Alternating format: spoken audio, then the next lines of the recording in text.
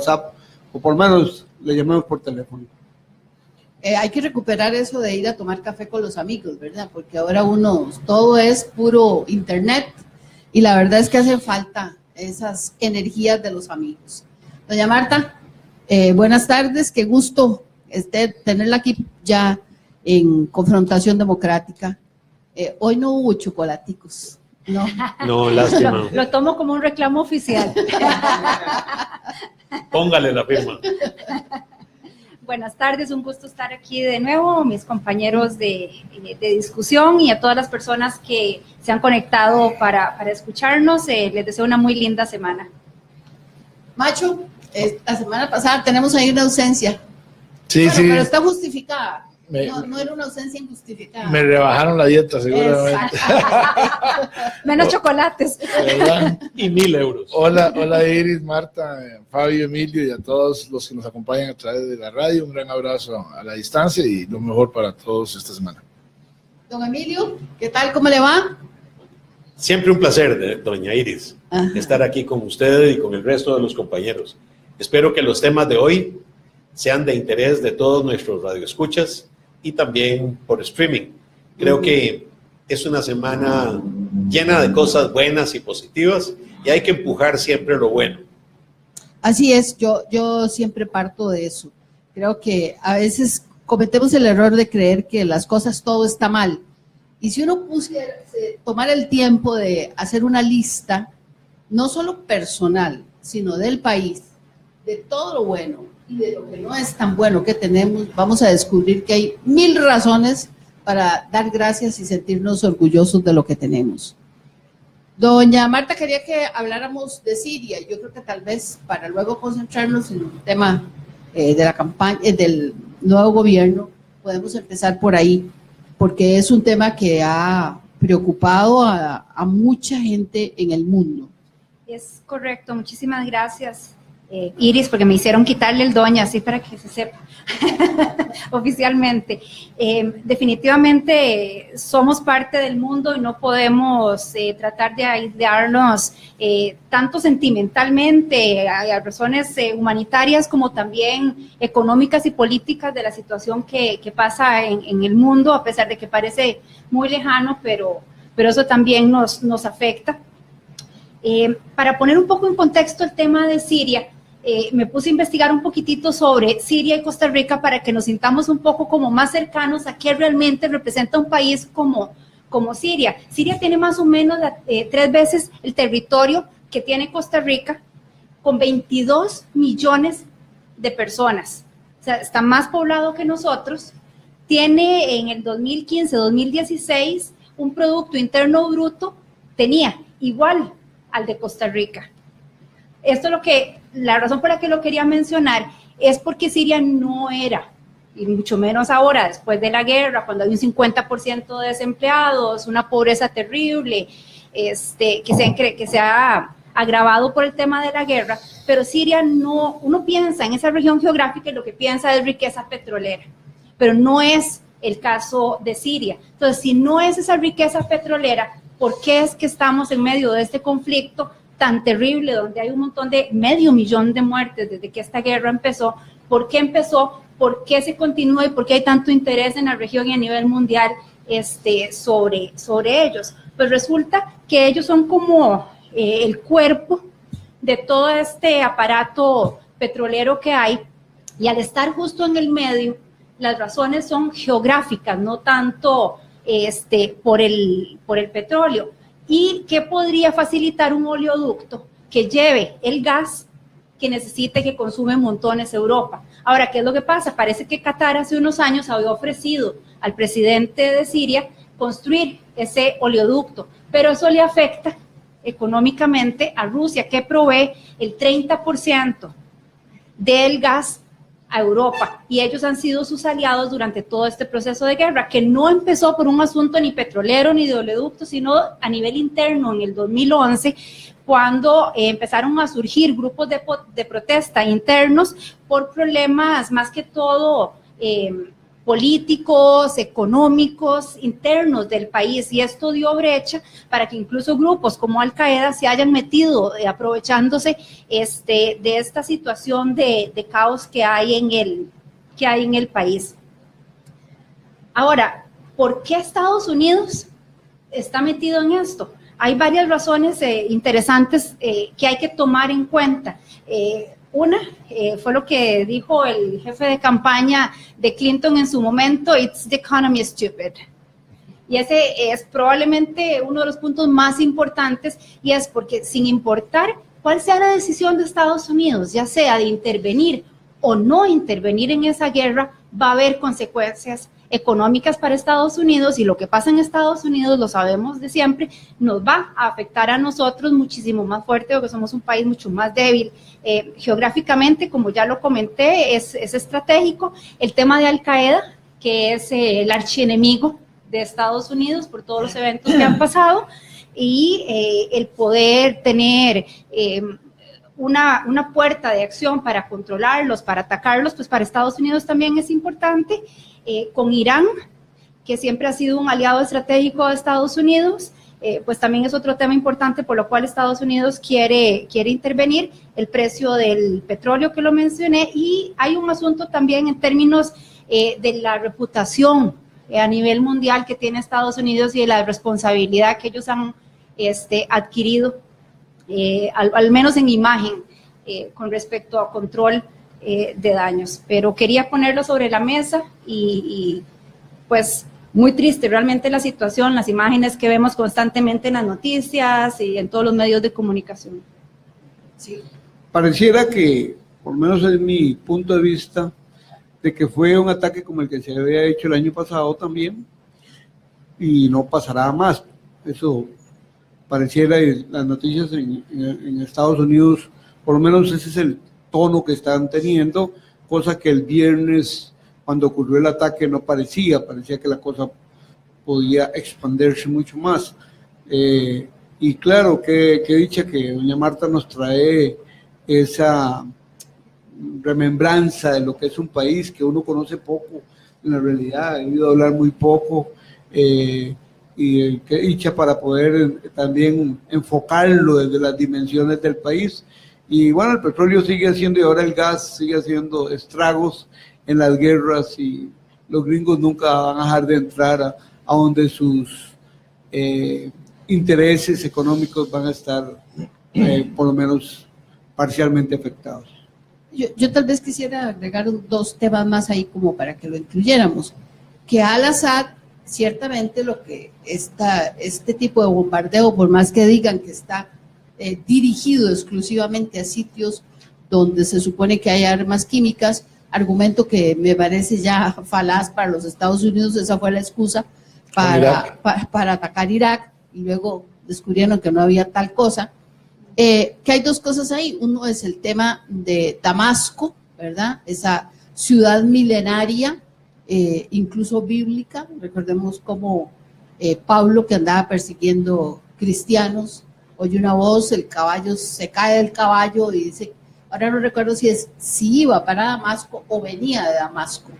O sea, es una de las ciudades de esa región más emblemáticas de esa parte del mundo, que ha estado ligada con la historia de la humanidad.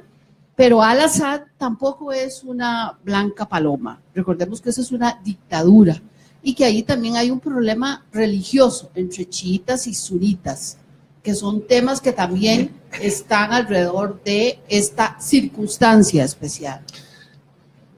Pequeño paréntesis antes de referirme al tema. El 5 de febrero de 1978, medianoche, ese es el día de las elecciones en que Rodrigo Carazo ganó las elecciones para ser presidente. Un periodista, en una conferencia de prensa que se improvisó ahí en la Casa de los Leones, al frente del Hospital San Juan de Dios, le preguntó: si usted solo pudiera hacer una cosa por Costa Rica, nada más una cosa, ¿qué haría? Entonces don Rodrigo se echó aquella característica sonrisa y dijo: me la llevo para el centro de Europa, porque prefiero tener de vecinos a Francia, Italia y Alemania, que los problemas de la Centroamérica del 78, que obviamente están muy superados, gracias a Dios, hoy día. Bueno, yo pienso que un poco a Siria le pasa algo parecido, ¿verdad? El vecindario no le ayuda, ¿verdad? Turquía, Irán, Israel, Líbano, todo esto. Pero bueno, en efecto hay una problemática interna que se incrementó mucho a propósito de la famosa primavera árabe. Acordémonos, no sé, creo que por ahí del 2011 que mencionaba Marta, cuando se empezaron a dar movimientos en toda esa región de cambios políticos, ¿verdad? Aquellas famosas movimientos en Egipto. Todo empezó por una persona que no podía pagar un préstamo y se inmola. Exactamente. Y de ahí en adelante empieza una oleada de enojo y furia. En muchos de estos países, ¿verdad? Y el territorio sirio efectivamente tiene dentro de su propia geografía una gran cantidad de grupos étnicos y religiosos divergentes. Además es un territorio que tiene sus particularidades, desierto, la parte de Damasco, sin ninguna duda muy importante, la parte del Éufrates un poco hacia el norte, que es un poco más rica, ¿verdad? El petróleo, que sí es, digamos, siempre un tema.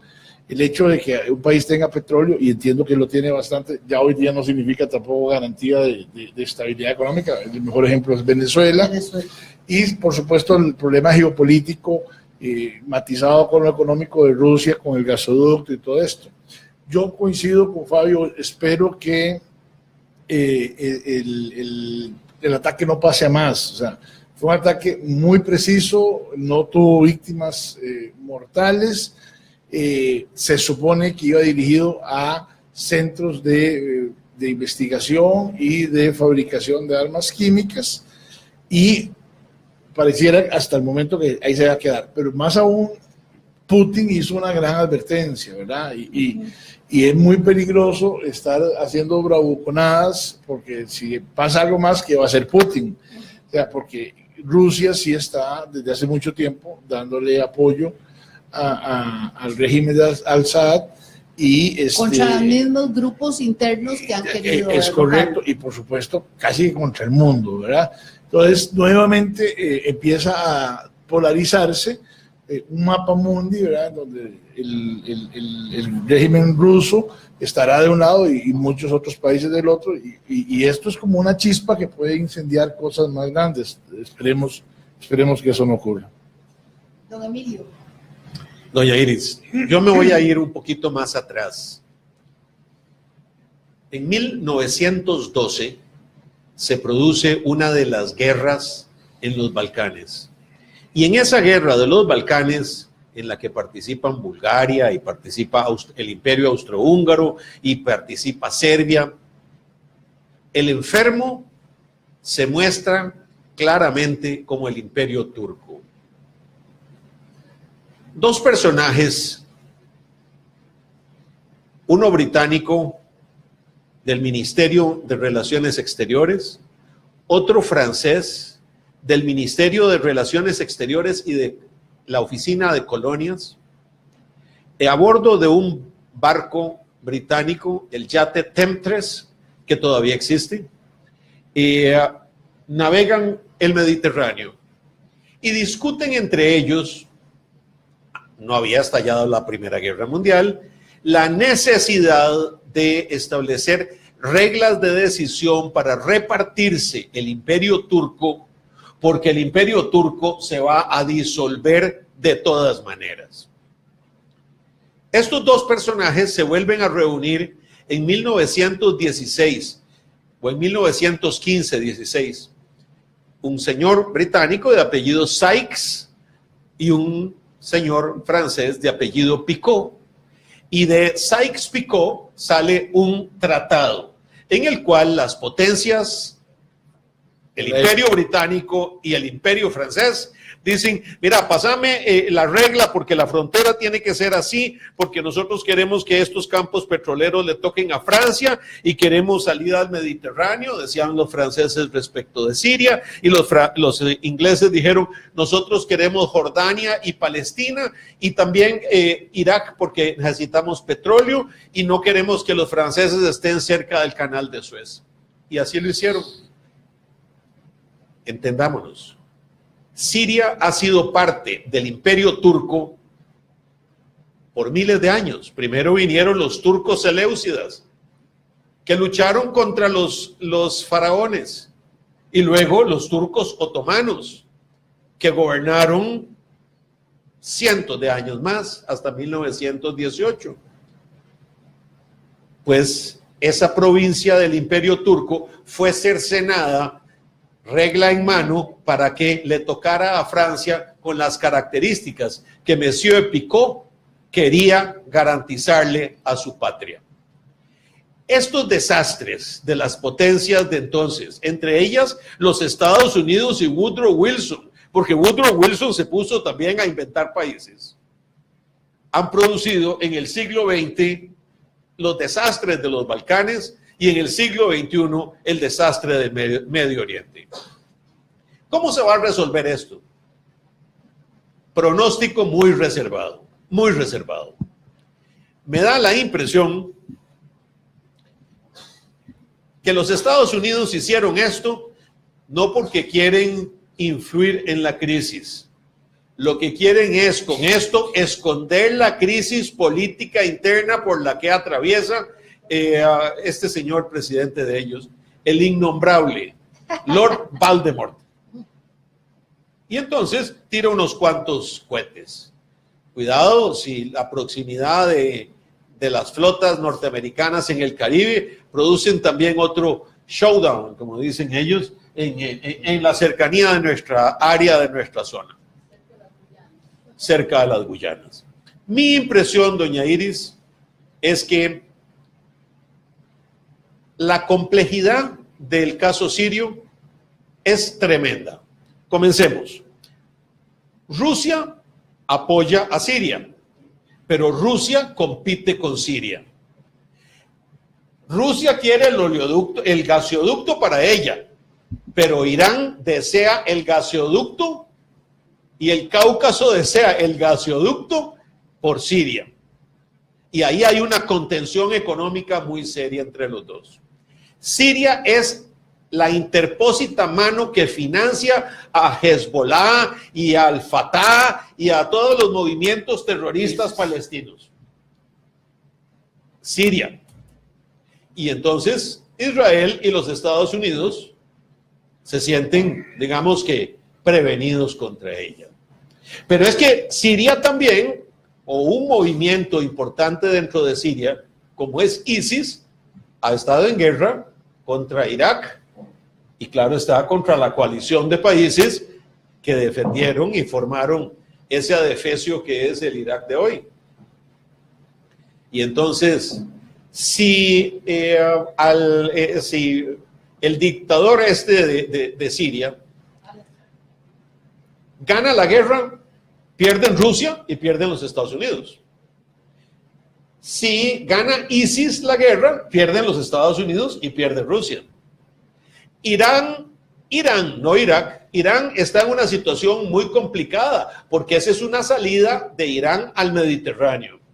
Y entonces están en una situación de pierde y guerrea hasta que se nos acaben los hombres y los tiros.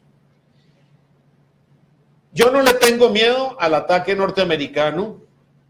Me parece infame hacer algo así. Y ustedes van a decir, es que usted, don Emilio, tan izquierdoso y antiyanquista. Todo lo contrario. Pero me parece que no es... ¿Usted cree que alguien vaya a decirlo? Sí, Iris lo estaba viendo con esos ojos que me ponen. Esos ojos de censura de la libre expresión. Pero ¿cómo es que el señor Trump puede hacer eso simplemente por razones de política externa, para que le confirmen al ministro tal y le confirmen y además para tapar el escándalo? Francia y Gran Bretaña son como los lebreles. Cuando uno va de cacería, uno lleva un montón de lebreles y los tira contra la presa y todos ladran. ¡Wow, wow, wow, wow, wow! Esos son. Gran Bretaña mandó 3 submarinos y Francia mandó un portaaviones. Santo Dios, pero eso es visible para lo que está sucediendo ahí. No, ellos no están haciendo más que le están haciendo un cachete a los Estados Unidos. Y hay algo que me gustaría acotar nada más al pie de página, hablando sobre la intervención de Estados Unidos, que si realmente las razones humanitarias fueron las que guiaran estas intervenciones, Corea del Norte habría estado invadido y censurado desde hace muchísimo tiempo con los horrores que pasan ahí. Pero ¿quién les dio autoridad para ser la policía del mundo? Se la autodieron. ¿Quién? En todo caso, las Naciones Unidas, pero no las potencias. Pero las potencias no son sino matones disfrazados. Fuera de toda ley. No debe ser. Pero yo también creo que ahí está jugando la situación que está viviendo el presidente Trump con respecto a las investigaciones que lo ligan claramente con espionaje ruso en su favor en la campaña electoral. Estaba viendo, creo que fue el jueves en la noche, un entrevistador, Norton, que es inglés, que tiene un programa todas las noches, entrevistando a Hillary Clinton, que por cierto no le conocía ese humor y ese sarcasmo con el que funcionaron ahí, y es evidente que todavía sigue gravitando en la sociedad norteamericana el resultado de esas elecciones. Coincido con ustedes, es un poco para tapar los problemas también domésticos, pero bueno, en medio de eso, destrucción y horror, por supuesto, porque de alguna manera es como el matón del barrio que anda haciéndole bullying a todos para demostrar quién es el que tiene el poder. Y ahí hay 4 bullies. Sí. Vamos a ir a un corte y regresamos esta tarde con la ingeniera Marta Blanco, con el máster Emilio Brus, con el doctor Fabio Chávez y el licenciado Juan José Echeverría, revisando un poco las noticias que usted lee, ve o escucha diariamente, un poco más de conversación sobre ellas. Ya casi estamos de regreso.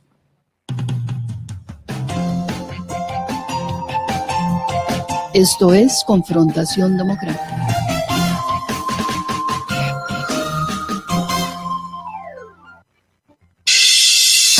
Primero en deporte.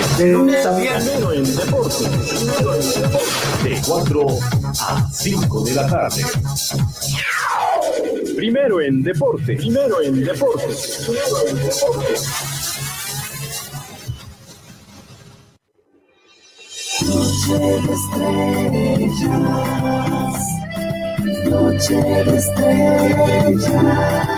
Noche de estrellas.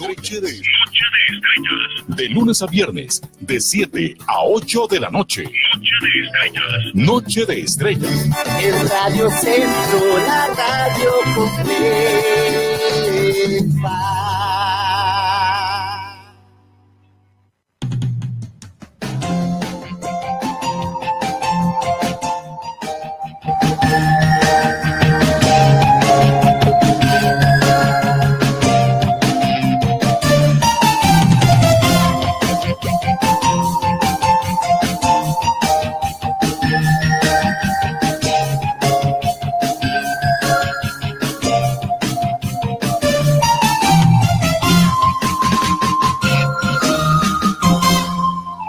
Soy Iris Zamora, esto es Confrontación Democrática. Marta Blanco, Emilio Brus, Fabio Chávez y Juan José Echeverría nos acompañan esta tarde de lunes, en la que conversamos sobre los temas que usted ve en los medios de comunicación, escucha o que también lee, y que de alguna manera aquí también los convertimos en parte de la agenda de la conversación de los días lunes. A ver, ¿qué les parece lo que está pasando con respecto a la nueva administración? Aparentemente hay intentos porque el PUSC no aparezca en el gobierno a raíz de una reglamentación interna absurda, como todas las cosas. Cuando ocurren uno empieza a darse cuenta de las tonteras que hacen los partidos políticos. Es que si alguien forma parte de un gobierno fuera del PUSC, quedan fuera del PUSC. Eso me parece lo más absurdo. Están convocando a una asamblea nacional para eliminar ese artículo. Veremos si existen los votos para que ocurran. 27 asambleístas hicieron la solicitud. El comité ejecutivo está obligado ya a convocar a esa asamblea nacional. Algunos dicen que haya cambio o no haya cambio. Figuras como don Rodolfo Pisa aún así participarán, pero lo cierto es que aún no conocemos cómo irá a integrar el presidente electo el próximo Poder Ejecutivo. Sin embargo, desde la perspectiva de ustedes, siendo este un ensayo de un gobierno nacional al que no estamos acostumbrados, porque en Costa Rica el que gana, gana todas, ¿verdad? ¿Qué ingredientes debería tener ese nuevo gobierno desde esa perspectiva de un gobierno nacional? ¿Quiénes deberían estar ahí? Bueno, yo primero quiero empezar con lo del Partido Unidad. Me parece que al igual que Estados Unidos, que hizo una cortina de humo mandando unos misiles, el Partido Unidad está haciendo exactamente lo mismo. Está poniendo como excusa que algunos miembros no podrían participar porque quedan descalificados, pero igual, si se hiciera la asamblea dentro de 3 meses, la asamblea otra vez vuelve a activarlo, si se acabó. No, es porque quiere cambiar las autoridades y no quiere darle tiempo al grupo de Pisa que se organice, que eso es otra cosa. Entonces está aprovechando esta convocatoria también para cambiar las autoridades. Pero además de que hay una coyuntura especial, que los 2 rivales de la convención interna en esta ocasión están juntos. Claro, pero cuando analizamos la parte interna, lo que tiene que ver es otra cosa. En la realidad es cómo se podría solayar eso. Bueno, haciendo la reunión cuando tenga que hacerse, o la convocatoria, y nada más que la Asamblea Nacional o la General, bueno, en este caso la Nacional, simplemente autorice por esta vez y después se cambiaron los estatutos o se cambian ese mismo acto. Pero eso es para dejar bien claro lo del Partido Unidad. Ahora, antes de entrar al tema, sí quiero creer o quiero decir que don Carlos se equivoca a través de sus negociadores en plantearle la negociación a los partidos que no estuvieron con él. Ahí hay una equivocación de fondo terrible. ¿Por qué? Porque los partidos como tales primero dejaron libre en su gran mayoría a sus electores para que votaran por quien quisieran en la segunda ronda. Y don Carlos, a través de Víctor Morales y la presidenta del partido, lo que hacen es mandar la invitación de un gobierno nacional a los partidos políticos, a los directorios de los partidos políticos, en los cuales en su mayoría están en contra. Entonces me parece que lo que hicieron fue encharcar la cancha. En la realidad, la representación, por ejemplo, en el caso del Partido Unidad de Pisa, era suficiente per se. No necesitaba ningún aval. Estaba legitimado. Exactamente. Su 15 o 16% que tuvo para ser candidato era suficiente para ser presidente, era suficiente para tener ese aval. No necesitaba nada de las autoridades que por sí estaban en contra y le habían dado el apoyo al partido del Frente. Me parece que cometieron una imprudencia desde mi perspectiva porque quisieron patentizar algo que en estos momentos no era patentizable. O sea, institucionalizar algo que no era necesario. Correcto. Claro, con todas las consecuencias. Buen punto de Fabio.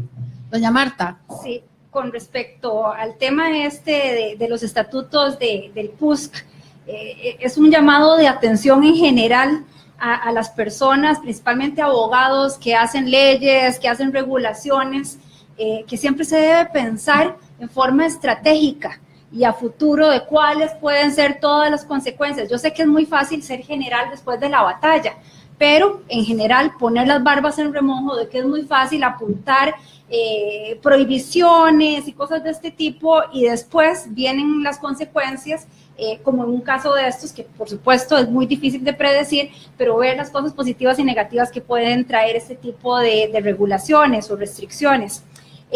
Con respecto a lo que decía don Fabio, de que no se debió haber ido a los partidos políticos, yo pues realmente estoy a favor de que sin importar lo que haya pasado el 4, el primero en la segunda ronda, sin importar si era o no era mi partido de preferencia, mi candidato o no, es lo que tenemos y es el presidente electo que tenemos en este momento y lo que tenemos es un montón de dimes y diretes de quién sí, quién no, quién va, quién no está de acuerdo y creo que se merece dentro de una democracia el que le demos chance de elegir a su gente, que empiecen a trabajar y ver qué es lo que va a pasar bajo una lupa gigantesca de un gran electorado que en una primera ronda no lo definió como su candidato predilecto. He oído muchas suposiciones de cómo se van a elegir a las personas. Ojalá que lo hagan por meritocracia, ojalá que se haga por competencias y no por ser amiguis, como dicen coloquialmente por ahí. Pero yo sí creo que como cuando uno está dentro de una empresa y uno va quemando niveles jerárquicos, si uno tiene un problema con un compañero de trabajo, uno no va y lo acusa con el gerente general de una vez de que ha habido un problema. Yo creo que hay que ir manejando los niveles, y yo no veo mal que se haya acercado a los partidos políticos y no necesariamente pidiendo un aval, sino, miren, esto es lo que yo quiero que trabajemos como país, que sumemos las concordancias, los intereses que podemos tener en las diferentes agendas. Y pues bueno, si el partido se opone como partido, si la cúpula o lo que sea, pues se sigue a los siguientes niveles, pero se va haciendo en el orden en que me parece a mí que está bien, y yo no le veo un problema. Rápidamente, varias ideas. Coincido con Fabio, lo de la unidad es un juego de chapitas. Ahí hay un grupo anti-Rodolfo Pisa que quieren bajarle el piso, y además están pensando, todos están pensando en el 2022, y ahora voy a referirme a eso rápidamente. Eso de los estatutos, como abogado lo digo, echa la ley, echa la trampa. En septiembre del 2001 corrimos, y digo corrimos porque a mí me correspondió poco implementar el asunto, para modificar y sacar un acuerdo de la Asamblea del Partido para que Edgar Moss pudiera ser candidato a diputado nacional en la Unidad Social Cristiana, porque don Abel quería que don Edgar fuera diputado. Antes a don Abel, para que don Abel pudiera ser candidato, tuvo que también cambiar el estatuto, y ya era candidato, que es lo peor. Entonces, esas cosas pasan, y además no es una prohibición, es una sanción. Entonces, Rodolfo Pisa y cualquiera podría ser parte de este gabinete, y lo que el estatuto dice es que perderían los años de militancia, ni siquiera es que quedan expulsados del partido, y los años de militancia en la unidad, como en casi todos los demás, son requisitos para poder postularse a puestos de elección popular, y efectivamente en cualquier momento la Asamblea puede darles el perdón y seguir para adelante. Así que yo sí creo que ahí en el juego interno de la unidad están aprovechando esta coyuntura para llevar agua para su molino. El tema de lo de Carlos Alvarado, el presidente electo, me parece que Carlos sin Ensarta pierde, y si no también. Si lo hace a través de los partidos políticos, va a haber argumentos en contra. Si lo hacía fuera de los partidos políticos, iba a haber tal vez incluso más argumentos en contra. Tiene una lógica que haya sido con los partidos políticos, porque al final de cuentas las fracciones legislativas están más o menos estructuradas dentro de los partidos políticos, y lo que se quería era que el acuerdo cobijara el apoyo a nivel legislativo. Lo que pasa es que eso es una gran ironía, porque los diputados son absolutamente malamanzados, ¿verdad? O sea, el comité ejecutivo, el directorio o hasta la Asamblea Nacional pueden decir A y los diputados hacen Z. Al final de cuentas, aquí lo que va a haber en la práctica es que tiene que haber, y es un tema que creo que podemos ver luego, un extraordinario ministro de la Presidencia que tenga la capacidad día a día, puntualmente, de ir sacando la agenda en la Asamblea Legislativa, y muy probablemente, al igual que ocurrió con la agenda de implementación del TLC, van a tener que estar negociando con los 57 diputados, o por lo menos con muchos de los bloques de la Asamblea Legislativa directamente, porque ellos son los que tienen el poder. Los diputados y las diputadas son los que tienen el poder. Yo sí lamento que todos los partidos políticos, tanto Liberación como Restauración, Republicano, hasta el momento, y me temo que eventualmente lo va a hacer la unidad también, le hayan dicho que no a la propuesta del presidente Carlos Alvarado, porque están desconociendo la realidad, la nueva realidad política de este país. Efectivamente, un gobierno de unidad nacional es algo inédito, pero es que las circunstancias obligan a buscar nuevas formas de hacer política y nueva disposición para hacer política. Y aquí todos están pensando en el 2022 y nadie quiere embarcarse ni asumir responsabilidades. En la práctica van a ir dejando al gobierno hacer lo que tenga que hacer. Van a haber figuras independientes, personales de la deliberación, de la unidad, y de otros grupos participando en el gobierno. Pero lastimosamente estamos perdiendo una bonita oportunidad para desprendernos políticamente de nuestra forma tradicional de hacer política y haber construido algo diferente. Pero bueno, que Dios nos acompañe. ¿Será que los partidos políticos no entendieron el mensaje, don Emilio?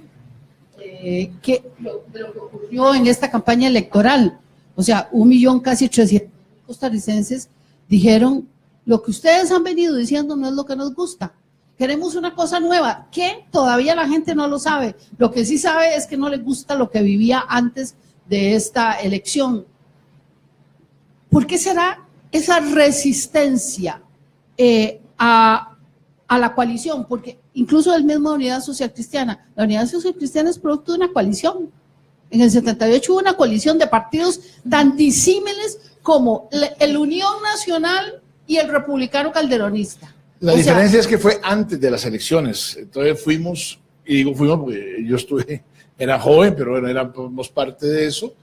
Fue una propuesta política que se construyó desde la unidad opositora en la Asamblea Legislativa. Esos 4 partidos firmaron un acuerdo de coalición y así fueron a la Asamblea Legislativa. El gobierno que hubo, tan difícil como el de don Rodrigo Carazo, logra mantener esa coalición. O sea, rompen con esa tradición. Por un interés económico, ¿verdad? Y ahí Rafael Ángel negoció con Luis Alberto Monge para que se le reconociera la deuda política que la coalición Unidad había sacado en el 78 para que pudieran fusionar los partidos. Hubo una nueva ley que se negoció. Yo estoy de acuerdo que eso estaba ahí, pero me parece que también había, más allá de que tuvieran el apoyo económico del Estado para la campaña siguiente, me parece que también había una intencionalidad de reconocer que ningún partido político solo podía enfrentarse al Partido de Liberación Nacional. Era la antiliberacionismo unido. Lo que sí es cierto, Iris,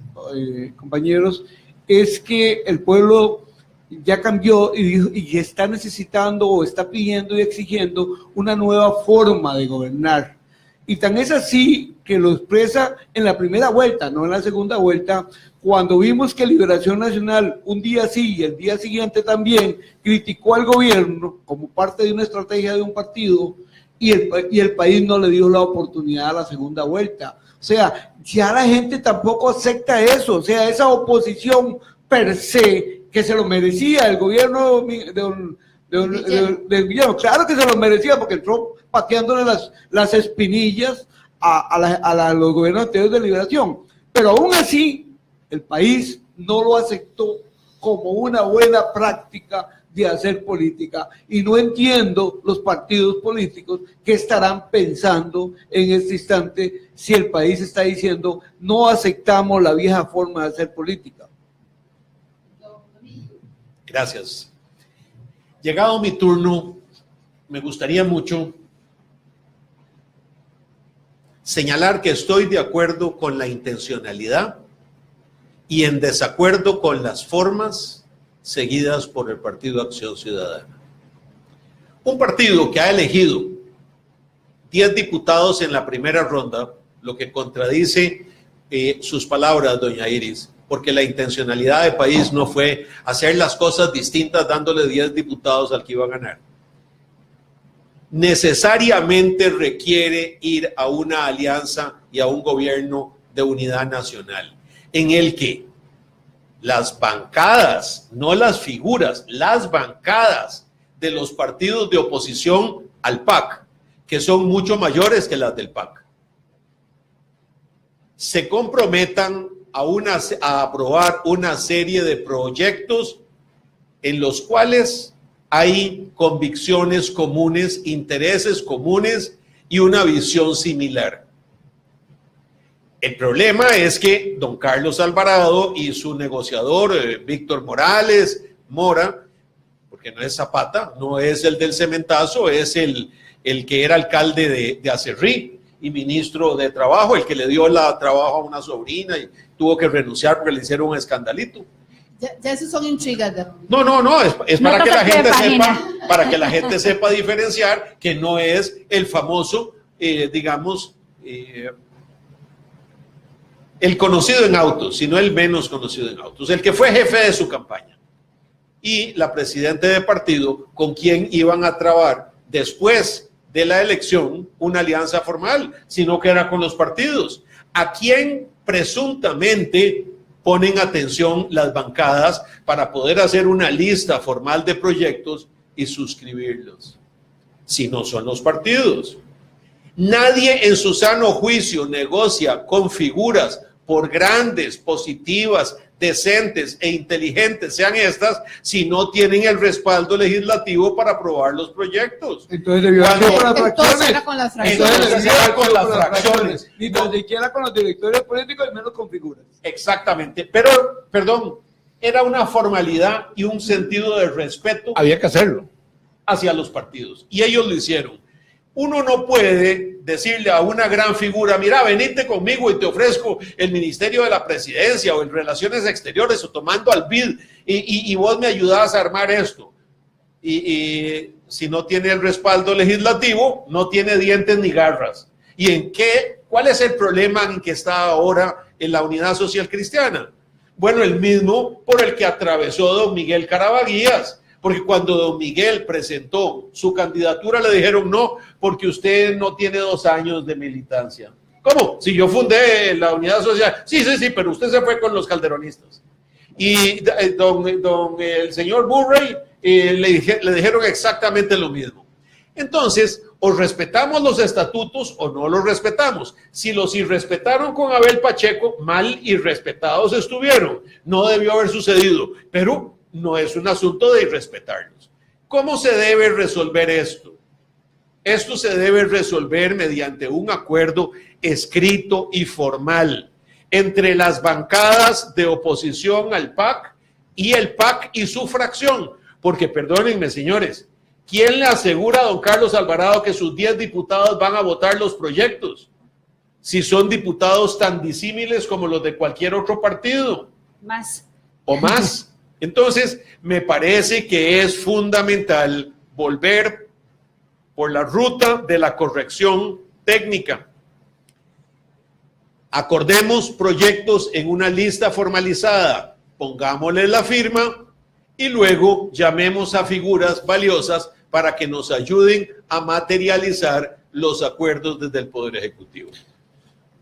Sí, pero ellos tenían, el presidente y el gobierno entrante tenía que hacer el esfuerzo, claro, por la forma, por supuesto, con los partidos políticos. Pero en efecto, el ring está en la Asamblea Legislativa y ahí va a ser con las fracciones y con las jefaturas de fracción. Yo creo y que, por eso el ministro de la Presidencia será... Pero no engañemos al pueblo, lo estamos engañando desde este foro y no me gusta, porque todos sabemos plenamente que nadie le hace caso a los directorios políticos, ninguna fracción de ninguna asamblea legislativa. Yo lo dije. Lo conozco perfectamente. Fabio, es una yo lo dije, hay que ir a hacer negociación. Tiene que ser con las fracciones, pero es una formalidad. Hay que hablar con el presidente del partido. Hay que hablar con el secretario general y hacer los acuerdos firmados por las fracciones. Si esos son los que tienen el voto formal. El tema es en la Asamblea Legislativa. Yo puse el ejemplo de la agenda de implementación del TLC. Ahí fue donde se negoció. Las estructuras partidarias no mandan nada. Por eso yo creo que al final de cuentas el ministro de la Presidencia deberían de dedicarlo a otra cosa. Yo espero que don Otón Solís haga todo lo posible porque esa agenda del gobierno salga adelante, porque don Otón Solís debería ser el ministro de la Presidencia, porque es el que es capaz de lograr los consensos con su fracción y a su vez atraérselos. Yo no estoy tan segura porque él es muy testarudo. Hay necesidad de que sea testarudo y hay necesidad de que sea franco y directo. No. Está bien que sea franco y directo, pero testarudo no, porque tiene que buscar candidato acuerdos. Para ministro de la Presidencia sigue siendo Otón Solís. Por favor, don Emilio, estamos en Costa Rica, hagamos posible que este país camine y desde esa propuesta usted y yo sabemos que está, porque ese narcisista y egocentrista de Otón Solís, ¿cómo va a consensuar si eso no, esa palabra no la conoce? No existe en su diccionario. Él es la verdad. Inglés que lo maneja bien. A ver, yo pienso que el presidente Alvarado, si el ring va a estar en la Asamblea Legislativa, ahí tiene el mejor ministro de la Presidencia, Morales. Que es Víctor Morales, lo que los conocemos desde hace 30 años Totalmente de acuerdo. sabemos la capacidad que tiene Mejor que Otón. la capacidad de negociación. Don Emilio está tratando de hacer salón. Hoy vino aquí. No estoy siendo sarcástico. Creo que don Otón es una figura legislativa extraordinaria en esta legislatura. Conoce todos los procedimientos. Es el fundador del partido. Pero una cosa es ser Él Es diputado. un líder formidable. Yo respeto mucho a Otón, le reconozco su consecuencia. Así es. Creo que tiene dificultades también a la hora de poder ¿Quién no las interactuar tiene? Estamos claros, pero usted no puede poner a alguien que las tiene como Que es ministro incapaz de la de hacer presidencia. Él es muy intransigente, brillante y todo lo que ustedes quieran. A mí me parece que Víctor Morales podría ser la persona, si bien perdería un diputado en la fracción, pero ganaría la posibilidad de trabajar con los 30 o 40 ¿qué tal? Aquí restantes. nos Pero preguntan si él que... renuncia, no lo sustituye el que sigue Sí, en alzada. pero no va a Pero ser. yo creo que no necesita renunciar. Desde la Asamblea Legislativa él puede ser ministro de la presidencia, entre comillas, dije, porque poner una figura de ministro de la presidencia, la negociación en la Asamblea Legislativa, yo estoy clarísima que la va a tener Víctor, sea diputado Sí, o él sea va a cualquier liderar ministro. ese proceso. Él es el que lo va a conducir. Aquí el tema es que esa figura de ministro de la presidencia también tiene que dedicarse a otras tareas. Ciertamente lo más importante en este país es el tema de la Asamblea Legislativa y ahí inicia una negociación, pero también hay otras tareas fundamentales que debe tener alguien que no esté de